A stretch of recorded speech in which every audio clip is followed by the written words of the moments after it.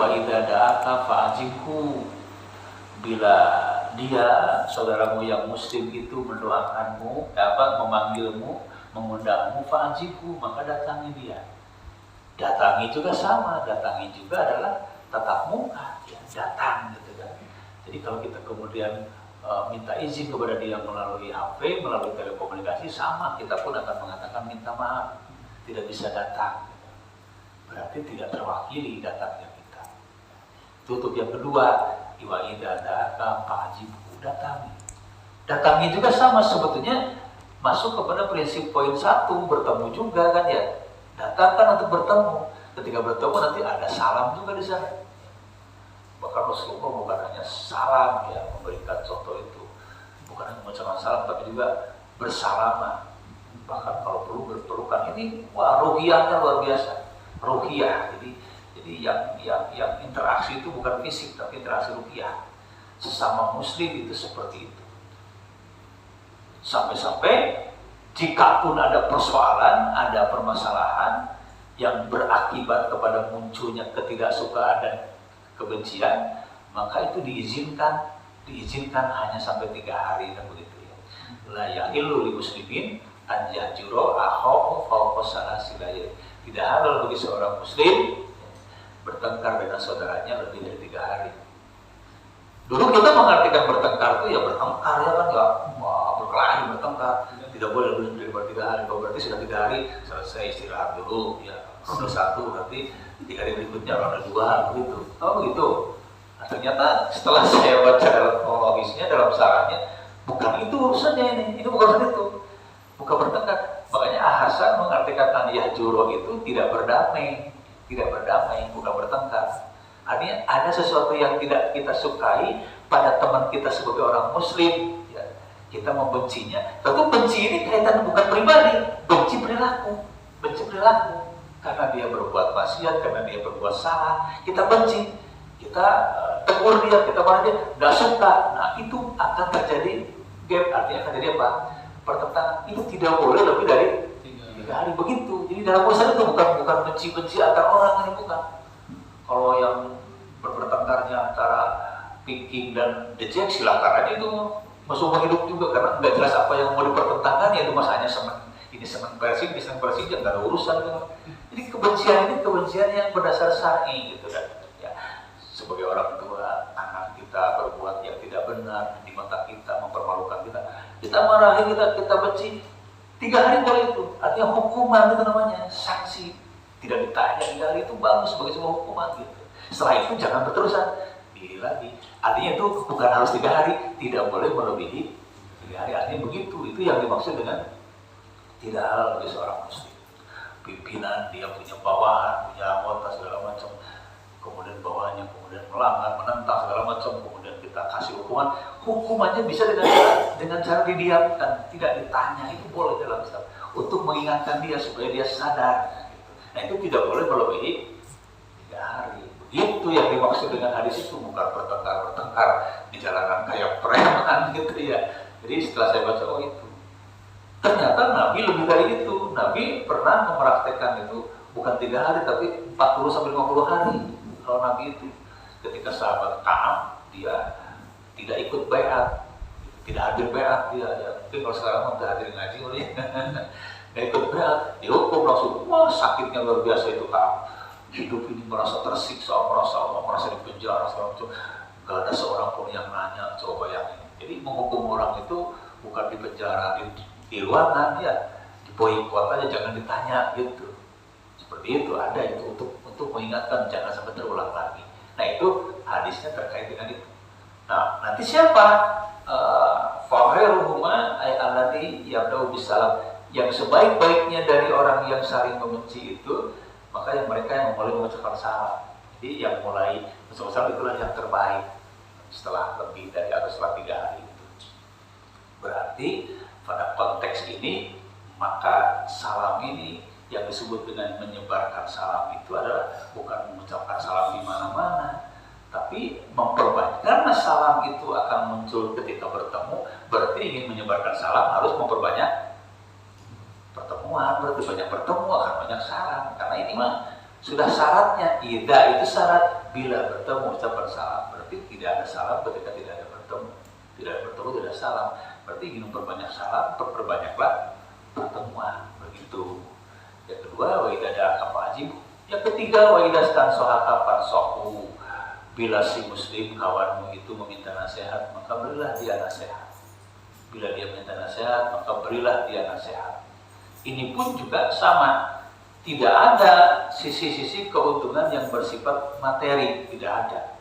Ruhiyah, minta nasihat, minta petunjuk, minta petuah, maka berilah. Yang kedua, maka pengertian dari minta nasihat, berilah dia nasihat juga menggambarkan bahwa nasihat itu harus berawal dari keinginan orang yang mendapatkan nasihat, bukan keinginan orang yang memberi. Akan lebih efektif kalau nasihat itu diberikan kepada orang yang dia menginginkan nasihat itu, dan akan tidak efektif, bahkan tidak akan ada artinya nasihat diberikan kepada orang yang tidak ingin, apalagi orang yang bukan tidak ingin, malah membenci nasihat itu. Jadi harus dibangun apa? Yang dibangun adalah bagaimana menciptakan kesadaran orang muslim bahwa dia itu butuh nasihat. Siapa yang nasihat? Semuanya. Karena masing-masing kita punya kelebihan, punya kekurangan. Jadi kalau ada tawassul bil haq, tawassul bis sabri, menggambarkan adanya kesamaan. Semua punya kewajiban, punya kewenangan, dan punya hak yang sama, saling memberi nasihat. Dalam hal ini kita tidak tahu, nanya kepada yang lebih tahu. Dalam hal itu kita lebih tahu, kita ngasih tahu kepada yang tahu, dan itu nanti akan terjalin interaksi ruhiyah. Secara materi tidak ada keuntungan, tapi secara ruhiyah semuanya ini hak muslim itu bicara prinsip-prinsip ruhiyah. Idza stansohaka fansahu. Nah, lagi-lagi kalau payung nomor satunya hilang, akan hilang semuanya ya. Karena idza stansohaka fansahu juga tentu kaitannya dengan liqa, kaitannya dengan pertemuan, kaitannya dengan interaksi langsung. Artinya bukan tidak boleh kita menggunakan alat, tapi alat tidak akan mewakili sepenuhnya terhadap apa yang diinginkan oleh hakul muslim ala muslim itu. Kemudian yang keempat ya. Yang keempat, wa idza atosa fahamidallah fasabithu. Apabila saudaramu sesama muslim itu bersin, kemudian dia berucap hamdalah, fasabithu, maka doakanlah dia. Ini saya juga termasuk yang tidak begitu paham kok bersin masuk ke sini gitu kan ya. Kok bersin masuk ke hakul muslim ala muslim. Nanti ini Pak Dokter mungkin yang bisa ngejelasin apa sih bersin itu gitu kan ya. Sampai kita harus berhamdalah, sampai kemudian si muslim yang lain yang mendengarkannya harus mendoakan atau ada anjuran mendoakan. Luar biasa ini. Sekedar bersin, sesuatu yang kadang-kadang kita tidak menganggap itu luar biasa. Berarti di sini ada rahasia yang bisa kita gali dari apa yang disebut dengan bersin, sehingga doakan. Itu pun sama, mendoakan itu adalah interaksi ruhiyah. Didoakan itu interaksi ruhiyah, tidak ada keuntungan secara materinya. Lalu apa untungnya orang bersin dalam suara dan sebagainya? Ini nanti bisa dikajinya dari sisi-sisi sisi makna bersin, apa itu bersin, kemudian kenapa orang harus bersin dan apa untungnya bersin begitu. Mungkin salah satunya katanya bersin itu bagian dari olah saraf kepala sehingga pernapasan segala macam yang bisa kemudian direset ulang sehingga orang membutuhkan itu untuk mempres kembali badannya atau kesehatannya. Maka itulah yang disebut dengan atos, atosa. Maka dia layak untuk memuji kepada Allah, mengucapkan hamdalah. Nah, ini pun ya sama Pak, terjadi pada prinsip liqa, berarti pada prinsip pertemuan. Nah, sampai nomor ini saja kemarin kita semuanya kehilangan Pak. Nah, itu musibahnya itu bagi kita ya. Musibah kita adalah kita kehilangan nilai-nilai berharga dalam ajaran Islam, sehingga interaksi itu dihindari bukan karena kita tidak mau bertemu, tapi karena ada hal yang kita pandang akan mengakibatkan bahaya kalau kita bertemu. Karena itu musibah yang sebenarnya itu. Bahkan kemarin sampai hari ini mungkin orang bersin masih jadi terdakwa ya banyak. Mesin itu jadi merasa jadi terdakwa gitu, kaget kita langsung melotot ya, dan langsung menjauh gitu kan, takut gitu kan, takut menularkan gitu. Nah, jadi ya memang mau tidak mau kita harus merasakan musibah yang sebenarnya bagi muslim adalah itu musibahnya, karena ada sudah jelas kalau nilai-nilai ta'abbudi lainnya kan, dari ta'abbudi lainnya berjamaah segala macam itu jelas. Ternyata bukan hanya itu, nilai-nilai yang bersifat interaksi individu saja yang oleh Islam diajarkan itu adalah bagian dari yang terpaksa harus hilang. Kenapa hilang? Karena dalam Islam ini adalah termasuk pada urusan peradaban. Bagi mereka yang tidak muslim atau yang tidak paham ajaran Islam, bahkan orang muslim sendiri yang tidak paham Islam, ya tidak ada kehilangan seperti itu. Bagi mereka musibah ya musibah saja, sakit ya penyakit ya dagang tidak laku ya nggak bisa main kemana-mana, itu sama itu bagi mereka. Jangankan bagi orang-orang yang bukan Islam, bagi orang muslim saja yang biasanya tidak seperti itu, ya sehari-harinya mereka tidak beribadah, sehari-hari tidak rajin, tidak paham agama, ya tidak ada persoalan ya. Mungkin bagi mereka hanya sisi-sisi duniawi saja yang mereka ucapkan itu, bahwa karena COVID kita jadi ekonomi jadi apa segala macamnya, itu hal-hal yang memang umum gitu. Bagi orang Islam ada lebihnya, lebih dari sekedar itu. Yang kelima, wa idza marido fa'udhu, bila kawanmu yang muslim itu sakit, fa'udhu, maka tengoklah dia. Tengoklah dia pun juga sama, di sana ada liqoh ya. Tengok itu artinya ya samperin gitu kan. Tengok itu artinya samperin. Jadi artinya ada hak muslim sama muslim untuk ya membangun interaksi ruhiyahnya ketika si muslim itu sakit, ditengok. Sampai diomongin bahwa menengok dalam Islam itu, padahal itu kan urusan kemanusiaan. Iya, kemanusiaan bagi orang lain, tapi bagi muslim lebih dari kemanusiaan karena ada nilai ruhiyah, nilai ketauhidan, nilai keimanan diperintah oleh syariat. Nengok gitu. Lalu apa untungnya orang sakit ditengok? Ya, kalau orang sakit mah harusnya diobatin, ya kan? Lalu apa untungnya orang sakit ditengok? Oh ternyata sakit itu tidak melulu berharap obat, ya kan? Tapi sakit itu juga membutuhkan apa ya? Membutuhkan perhatian. Perhatian dari siapa ya? Dari siapapun, dari semua orang, bahkan dari mulai orang yang sangat dekat sampai mungkin orang-orang yang jarang kita bertemu, bahkan ketika menengok bahkan ada hal yang berbeda. Berarti ada ruqyah, artinya ada dalam bahasa Sunda itu namanya nyakirkeun hati, artinya menenangkan hati. Itu apa artinya dalam bahasa kita? Jadi mubaran hati. Jadi mubaran hatinya, kalau obat itu kan mengobati fisiknya, penyakitnya, nah, mengobati hatinya. Nah, menengok itulah mengobati hati. Sampai pernah saya sebutkan, jangankan anak kecil, orang sakit butuh perhatian. Orang tua, apalagi sudah kayak kakek, sudah repot, semakin sakit itu semakin butuh lebih dari anak kecil. Nah, kemarin orang sakit itu malah di penjara gitu kan. Ada yang merasa terpenjara. Bayangin, jadi tambah sakit ya Pak ya. Jadi tambah sakit. Jadi musibahnya adalah bukan sakit, tapi karena sakit nilai ruhiyah kita jadi hilang gitu kan. Bahkan bukan hanya yang nengok, yang sakitnya yang melarang, ya. Jangan tengok saya gitu kan.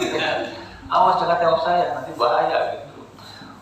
Jadi apa ya, saya tidak melihat kejadian dan melihat sampai sejauh itu ya perkembangan zaman yang namanya musibah tidak terasa, tidak pernah kita bayangkan sebelumnya, sekian tahun yang lalu tidak pernah kita terjadi seperti itu.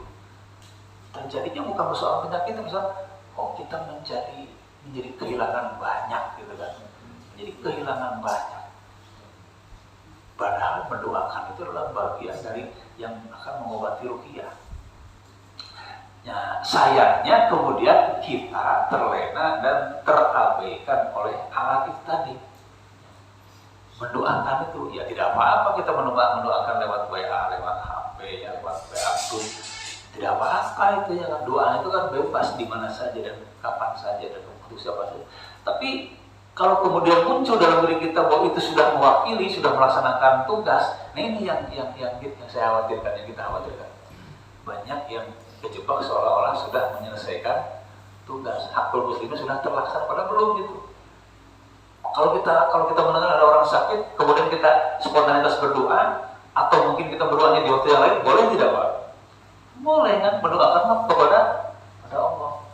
Nah sekarang karena ada jebakan WA group, kalau kita nggak ikut nggak ikut komen sapa kungo, mudah-mudahan damang, kita merasa terasing, dianggap kita nggak peduli gitu ya.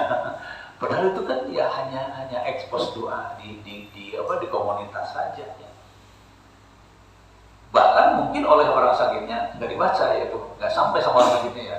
Orang sakit kan nggak buka-buka WA gitu ya kan.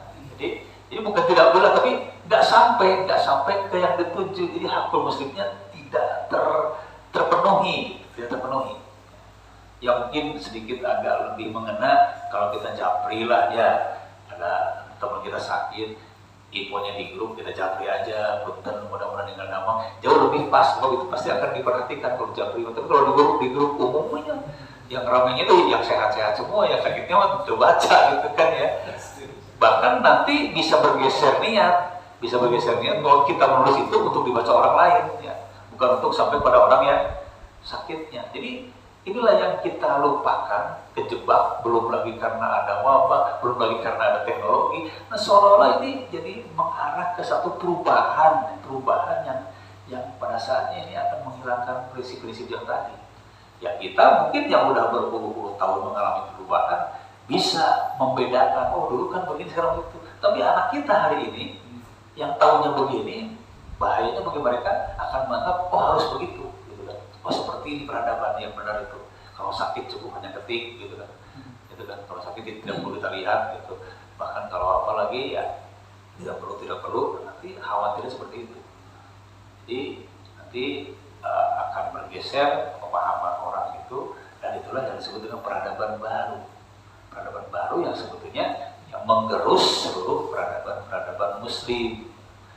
Belum lagi yang terakhir yang keenam itu apa? Wa idza mata fatba'hu. Dan bila sesama muslim kawanmu itu meninggal, fatba'hu, maka dalam hadis lainnya maka ada fattabihu, ada fatba'hu. Fatba'hu itu artinya bukan melayat, bukan tajiah. Fatba'hu itu apa? Mengikuti ya, mengikuti artinya ya menelusuri ya, mengurusi sampai selesai. Mengurusi namanya, sampai Rasulullah membagi-bagi pahala. Siapa yang hanya sampai menyolatkan pahalanya cuma sekian, siapa yang sampai menguburkan pahala sekian, begitu. Itu bukan hanya interaksi, itu mah sudah terjun langsung di dalam lapangan fisik ya. Kalau ada teman kita yang meninggal, kemudian kita tajiah, nengok atau kita melayat, kan orang meninggalnya tidak tahu ya Pak ya. Tidak tahu bahwa kita melayat itu tidak tahu. Jadi kalau begitu apa untungnya ini? Bila setelah kita meninggal kita ngurusin, apa untungnya bagi yang meninggal? Kan nggak tahu dia. Lagi-lagi tetap saja kuncinya ke yang pertama itu, ke idalah kita. Oh, di sana akan ada pertemuan, di sana akan ada interaksi sama muslim. Salam udah pasti ada di sana. Tapi di sana juga kita punya hubungan ruhiyah dengan keluarga yang mendapatkan musibah karena saudaranya meninggal. Nah, ini bahkan lebih parah lagi kan, waktu kemarin tentang meninggal itu sesuatu, bukan hanya sesuatu yang menakutkan, tapi sesuatu yang seperti tidak berarti apa-apa meninggal itu. Apalagi waktu pas muncul PPKM itu kan, wah, sampai sehari itu ada sampai 5-6 ya. Di masjid itu innalillahi itu kan luar biasa, itu sangat mengerikan itu. Kalau yang saya ingat bukan meninggalnya Pak, bukan jumlahnya, tapi yang saya ingat itu adalah sampai sedemikian tidak ada istimewanya meninggal, tidak ada hal yang istimewa dalam meninggal itu. Sampai kalau misalnya ada orang hebat meninggal, ada orang luar biasa meninggal, misalnya orang besar, kayaknya kalau meninggalnya waktu kemarin, udah dianggap apa aja lah, gitu, biasa aja, meninggal biasa. Kalau di masa normal kan orang meninggal itu ya, apalagi orang meninggal itu orang yang berpengaruh kan, wah itu mau dari mana-mana kan, wah kemarin itu ya luar biasa itu, dan kita banyak kehilangan itu. Jadi kita ingin meluruskan, maksud saya kita ingin meluruskan bahwa pandangan Islam, pandangan Quran Sunnah tentang musibah adalah itu.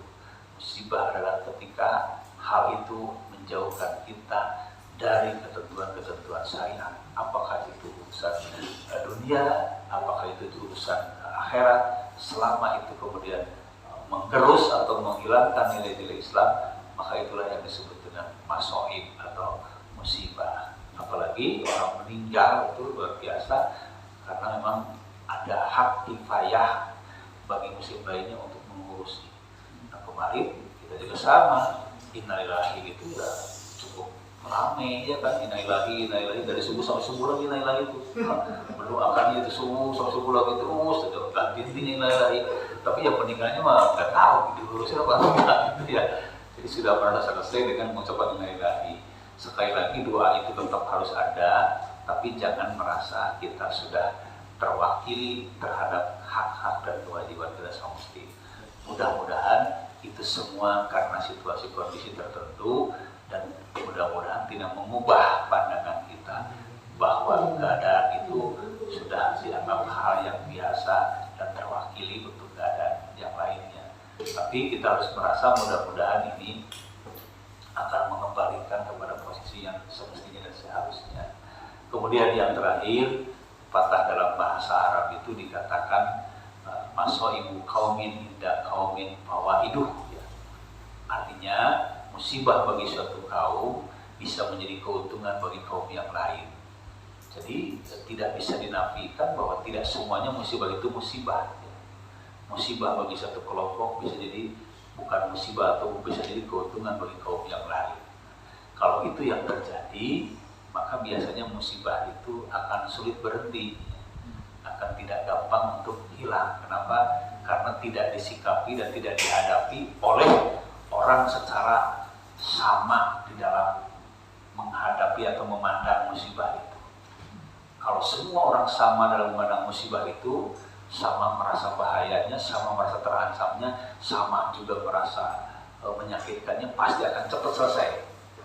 Tapi kalau di satu pihak ini adalah musibah, di pihak lain ini adalah keuntungan, maka itu akan sulit selesai. Itulah musibah yang sebenarnya bagi kita. Musibah yang sebenarnya adalah ketika masih ada pihak-pihak lain yang menganggap bahwa ini adalah sesuatu hal yang menguntungkan. Apa saja menguntungkan, baik materi maupun materi. Bisa saja ada pihak-pihak yang melihat Islam seperti ini senang. Berarti mereka menghendaki kondisi seperti ini berjalan terus, kan begitu. Kita tidak menuduh, hanya bisa saja kondisi ini ada yang menyukainya, sehingga mereka nggak usah susah-susah ngarang orang muslim begini, gitu. Udah aja dengan suasana ini kemudian diawetkan misalnya, diperlama atau apa. Nah itulah musibah yang sebenarnya buat orang-orang muslim.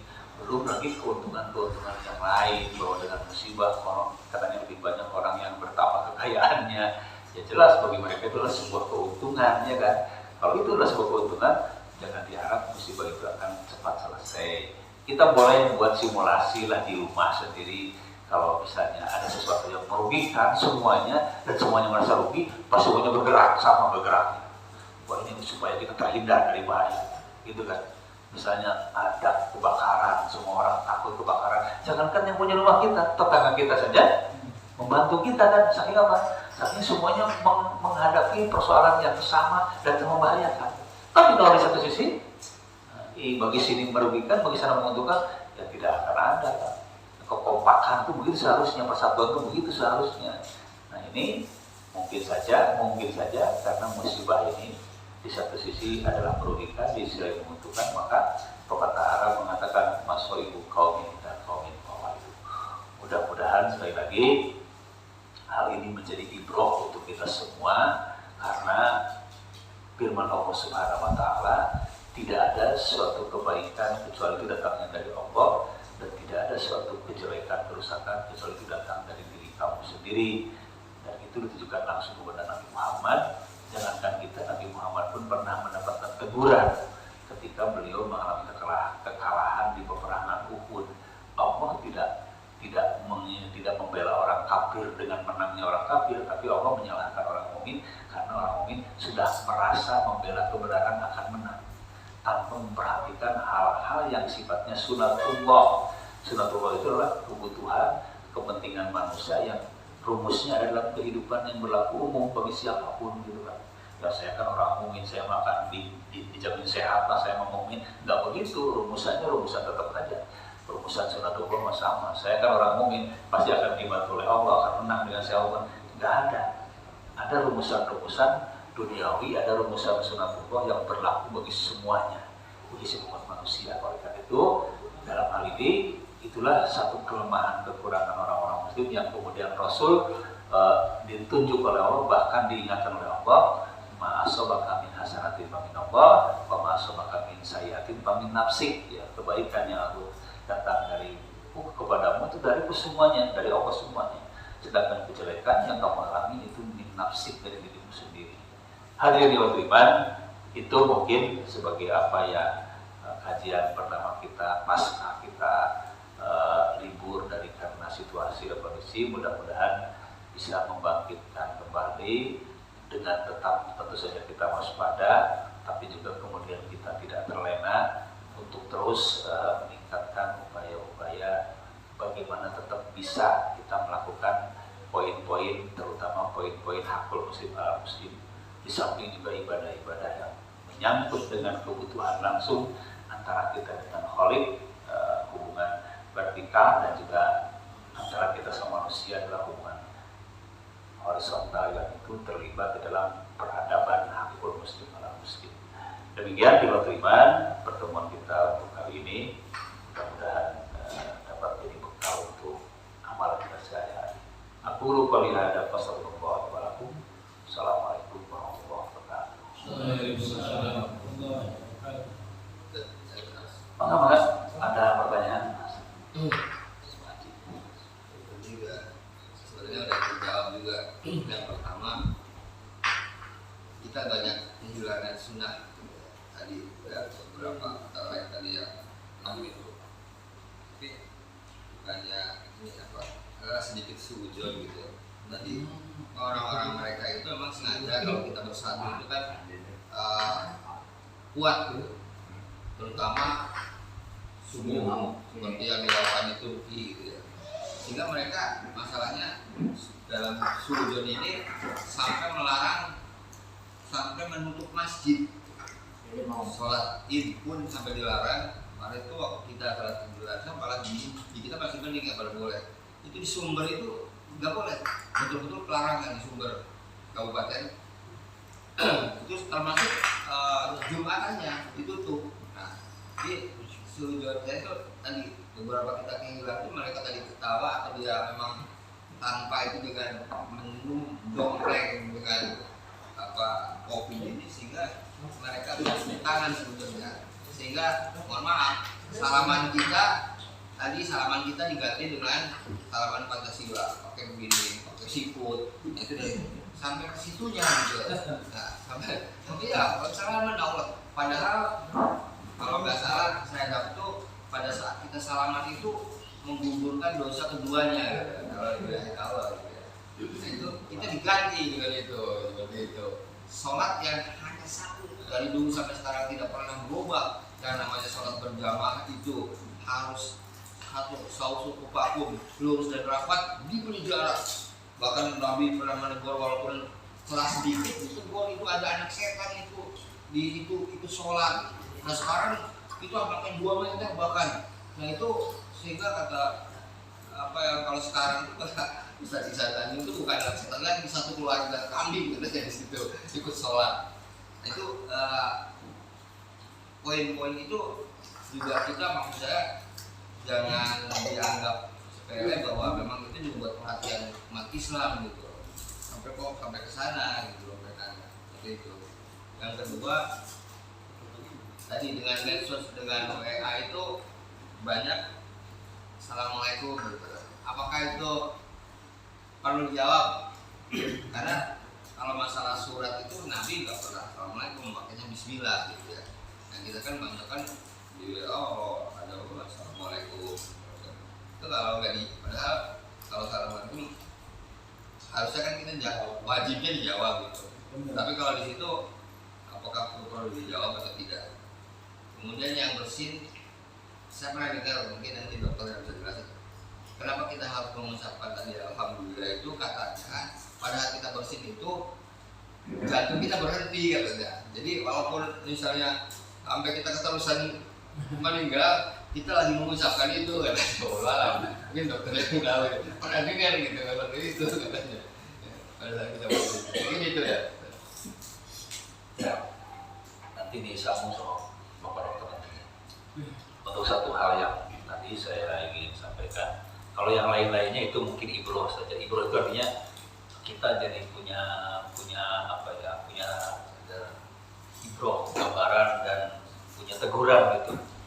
maksudnya jangan kita sampai terlena dengan kondisi ini, karena ya wajar saja kalau ada pihak yang memanfaatkan itu, ya mungkin terjadi bagi orang-orang yang tidak menyukai. Tapi persoalannya bukan kita membahas orang-orang yang gak sukanya, tapi justru bagaimana kita tidak mengikuti orang-orang yang gak suka kita, begitu. Dan itu harus diupayakan semampu kita. Ya, tentang salam, ya memang dalam beberapa keterangan Rasulullah tidak pernah menggunakan kata salam kecuali untuk ketika bertemu. Bertemu itu betul-betul bertemu. Bahkan tidak ada di awal pembicaraan juga beliau berawal salam. Apalagi dalam surat beliau menggunakan kata Bismillah di awal itu. Jadi itu sudah seperti itu panduannya. Dan tidak, kalau pertemuan ya tidak bisa diwakili dengan apapun. Pertemuan ya pertemuan. Itu mungkin karena itu bagian dari mahdoh, bagian dari prinsip-prinsip ta'amuli yang sudah digariskan aturannya. Jadi insya Allah aturan itu tidak akan berkurang nilai kesempurnaannya. Misalnya kan bisa saja Rasulullah begini. Tidak mungkin, karena kita belum melaksanakan secara lengkap aturan itu. Ya. Karena kita tahunya bahwa baru judul-judulnya saja, pasti kita akan merasa aturan ini kurang, karena kita belum lengkap menguasai aturan itu. Misalnya salam itu kan, mengucapkan salam itu kan masih umum juga. Kapan bertemunya, bagaimana caranya sampai ke bacaannya. Nanti Rasul pun akan memberikan lagi lagi panduannya, ya. Panduannya yang sedikit kepada yang banyak, yang berkendaraan pada yang berjalan, yang berjalan pada yang dulu itu. Nah, semuanya sudah menghabiskan seluruh aktivitas manusia. Jadi ya, salam itu bukan ucapan formil. Jadi salam itu bagian dari interaksi aktivitas, gitu kan. Interaksi aktivitas misalnya yang kecil kepada yang besar itu sudah pasti akan sering ada interaksi. Yang sedikit kepada yang banyak itu juga di mana ya, di mana saja dalam suatu pertemuan, yang berjalan kepada yang duduk, dan ya kemudian yang berkendaraan kepada yang berjalan, dan seperti itu. Ada itu aturan-aturannya sampai nanti bisa dibahas, kok kenapa yang berkendaraan kepada yang berjalan bukan yang berjalan kepada yang berkendaraan, gitu kan ya. Berarti kan yang lebih apa namanya, kalau yang berkendaraan itu berarti yang lebih apa, yang lebih punya keuntungan kan, yang berjalan kan yang lebih apa. Tapi justru disinilah Islam menempatkan penghargaan itu bukan dari sisi apa yang dia miliki, ya kan. Mungkin kalau di kita kan justru yang bersalam itu yang berjalan, karena sama orang yang berkendaraan akan lebih tinggi begitu kan derajatnya. Justru dalam Islam tidak, yang berkendaraan pada yang berjalan. Kenapa begitu? Nah, nanti kita bahasnya di dalam bab lain. Sebagai mensyukuri nikmat Allah, saya bisa berkendaraan, Anda baru berjalan, berarti ada doa di sana, gitu. Itu terkait dengan salam. Kalau terkait dengan yang lainnya, ya bersin segala macam. Yakin bahwa memahami aturan Islam itu sebagai orang mukmin bukan tidak boleh menggali, mengamati hakikatnya, tapi itu tidak harus menunggu, maksudnya Pak. Kalau kita menerima ajaran Islam itu tidak harus menunggu ada penelitian. So pada saatnya nanti kemampuan manusia terbatas, ujung-ujungnya penelitian bakal ada dan akan menjawab nanti apa yang ditentukan oleh aturan Islam itu.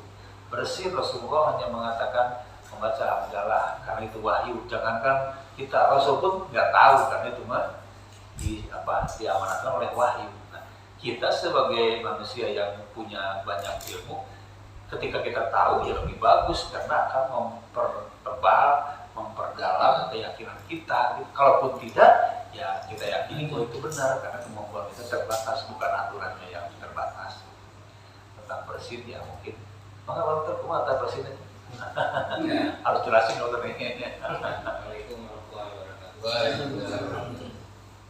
Kalau saya cerita tentang bersin sudah sejam, karena ilmunya banyak sekali. Oh, hebat. Ya, betul. Jadi bersin itu salah satu kemampuan tubuh yang diberikan oleh Allah pada kita banyak.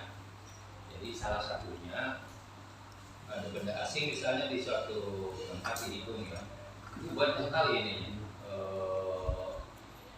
proteksi yang diberikan oleh pada kita.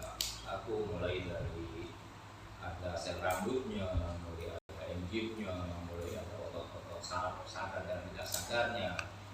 Itu kalau saya ini perinci sejak lebih.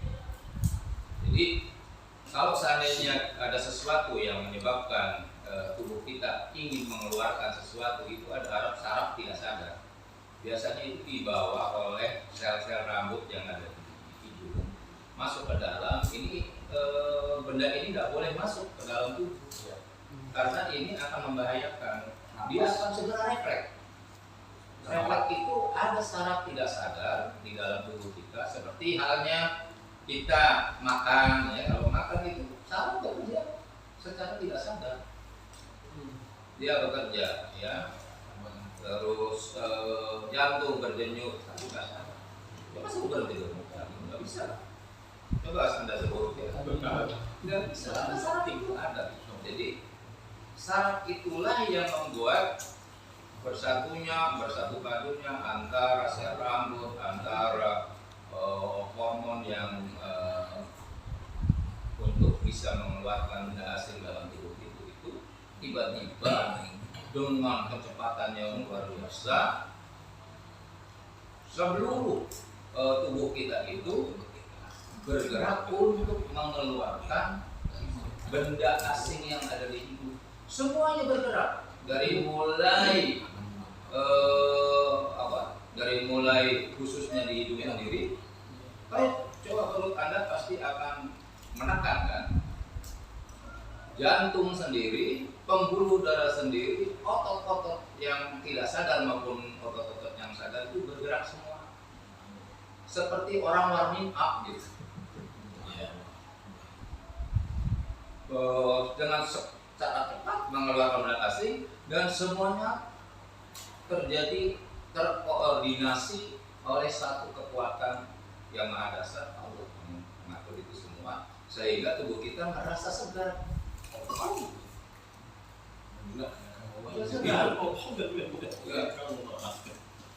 Sebetulnya itu adalah sesuatu kemampuan proteksi oleh Allah yang diberikan oleh kita. Kalau kita rinci satu-satu bagaimana kerjanya di hidung, bagaimana kerjanya otot yang ada di perut, bagaimana kerjanya ada di leher, semuanya itu saling terkoordinasi pada orang-orang yang sehat. Orang-orang sehat ini harus bersih karena sehat. Sesuatu yang sangat merugikan oleh tubuh kita, sesuatu yang sangat bakal melemahkan otot kita atau saraf tidak sadar kita itu bisa lemah kalau kita tidak sehat. Jadi bersihnya tuh. Tidak jadi gitu. Betapa saya sedihnya kan kalau mau bersih tidak jadi. Jadi kalau kita bersama di bawah bagusnya bagaimana dong, dilepas atau dilepas? Ya ada syarat-syaratnya. Jadi kalau bersih, kalau menurut kedokteran kita tutup ini, cuma buka mulutnya. Jadi jangan sampai terkunci. Kalau terkunci, ya. Kalau terkunci mulut itu, maka tekanan itu akan kembali lagi ke dalam tubuh kita, merusak banyak. Telinga terutama itu. Bisa bolong-bolong malah masuk gitu ya? Iya, jadi masuk lagi. Biarkan dia keluar, tapi dia akan tutupin. Lagi, ya. Jangan pakai tangan, nanti buat salaman sama orang. Jangan begini, kalau begini buat salaman orang, gini. Jadi ininya bukan. Karena kalau yang bersin itu selalu disuguhi tisu dok, virus tuh, tisu, jadi dibuka. Itu beda dengan yang bersin karena sesuatu ya, karena alergi. Kalau alergi itu beda. Ini orang sehat. Kekuatan bersinnya berbeda pada orang yang sehat. Kekuatan bersin pada orang yang sehat itu berbeda dengan orang yang sedang coba kan akan berbeda. Dan seluruhnya terkoordinasi dari mulai otot perut, dari mulai otot-otot yang ada di tubuh kita, pembuluh darah, seperti Pak bilang, jantung tidak berhenti, tapi memompa lebih keras. Memompa lebih keras untuk mengalirkan darah di sekitar kepala kita. Itu akan segar kita. Dok, kalau pertanyaan dok, bagaimana terhadap penderita sinus dok yang bersihnya tidak cukup sekali 2 kali dok? Nah itu makanya. Kalau yang begitu itu berbeda, tekanannya itu lebih rendah dari tekanan orang yang bersihnya normal. Berbeda. Sama, kita harus bersih, tidak boleh ditutup. Kalau misalnya ini harus diinikan semua karena membalikan tekanan dengan menutup mulut itu berbahaya. Mata bisa tiba-tiba jadi glaukoma, ya. Telinga tiba-tiba bisa pecah. Hati-hati. Tiba-tiba jadi karena kita bersin keras, kita tutup mulut. Kayak mukul bola yang balik lagi. Ya, balik. Makanya kita tadi itu kan. Atau membuang muka aja lo bisa ya? Membuang muka boleh aja, cuma takut ada orang di sebelah. Misalnya kemana yang lebih aman gitu daripada di hadapan. Alat persiapan itu penting. Itu barangkali ya. Tapi kalau saya terangkan banyak, Ya, bagaimana siap. kerjanya, sel rambut itu bagaimana kerjanya, sel refleks itu bagaimana kerjanya, otot Ya. bagaimana, jantung memompa Ya. dan sebagainya loh. Ya harus ada itu penjelasannya. Iya juga bagus. Ya. Amat sih. Kalau begitu tadi saya cukup